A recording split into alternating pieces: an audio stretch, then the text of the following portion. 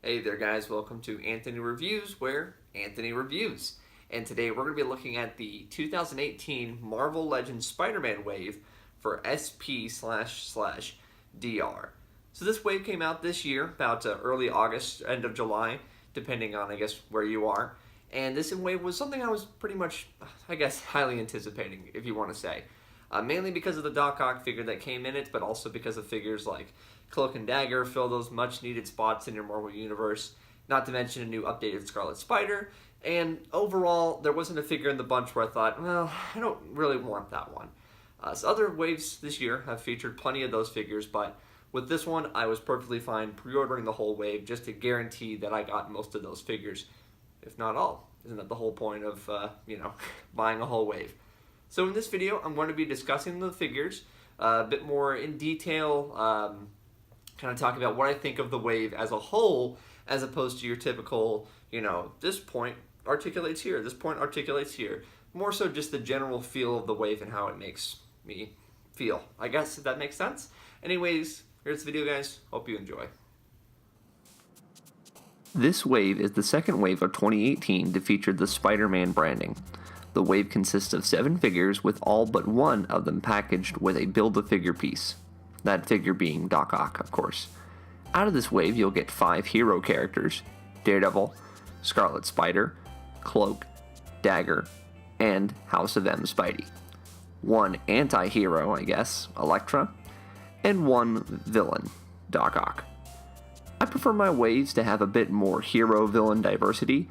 That being said, if you collect a wide array of Marvel characters, you won't be disappointed. This wave really helps with characters who most definitely needed an update, and some who have never been in the line before. And of course, we have the Build-A-Figure SP//DR, who I'll just be calling Spider for brevity's sake. For the most part, the paint and sculpt is rather good. It's hard to come at a $20 figure too hard, especially when reusing molds and other parts are expected at this point. Then you have a character like Doc Ock, who, as far as I can tell, is an entirely new figure. The only issue you may have is the occasional paint splotch or rub. My Scarlet Spider did have this issue, but with some rubbing alcohol, the problem was solved. Make sure to get a good look at your figure if you're purchasing these in store.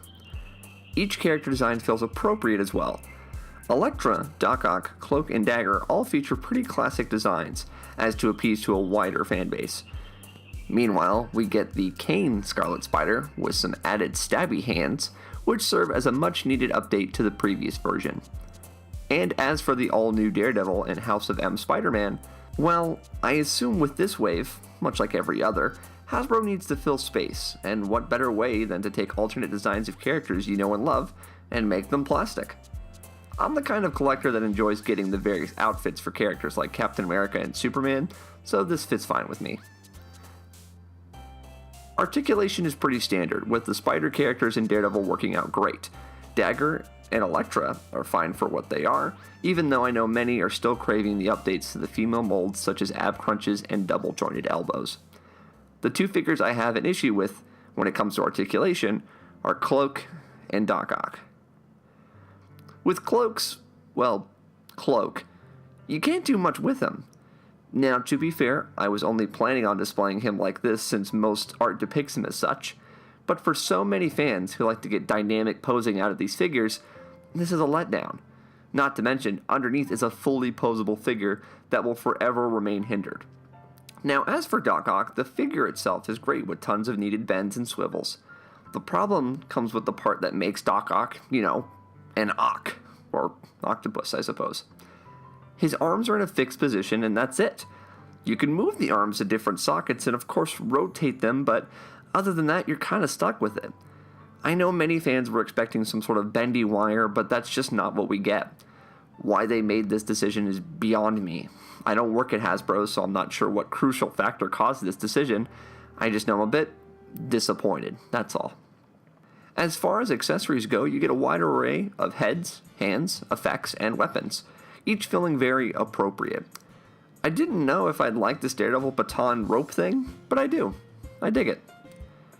Now, after you're done with all the individuals, you put those 6 pieces you got with every character, except for Doc Ock, and you build the towering Spider-Verse character, Spider. This figure is okay, I guess. He looks accurate and the paint is solid, but the joints are, well, let's just say spindly limbs aren't kind to heavy torsos. Overall, I'd say this was a solid Build-A-Figure, and I appreciate the uniqueness and new sculpt we received. Now, final judgment. Out of the Spider-Man waves that have released this year, this was the only one that I bought all of. It featured many characters I wanted, and some I definitely needed. While I do have problems, I think this wave is better than most, and sits above average on the Marvel Legends scale. If you can get it, I'd recommend it. So, there you go. Those were my thoughts on the Marvel Legends SP/DR wave. Or slash, rather. Like I mentioned in the video, overall, I thought it was a very good wave. A little, problems here and there, but a solid wave nonetheless. Feel free to subscribe if you like. I don't know where it's going to be. It'll be somewhere in the video here. And soon to come will be future videos, of course, because this is the rebranding, the relaunch, if you haven't noticed already. Tell me what you guys think of these videos down below. I'm going to be coming out with a whole lot of new toy videos and review videos in general, so I hope you guys are excited for more to come. But anyways, this has been Anthony Reviews, and see you guys later.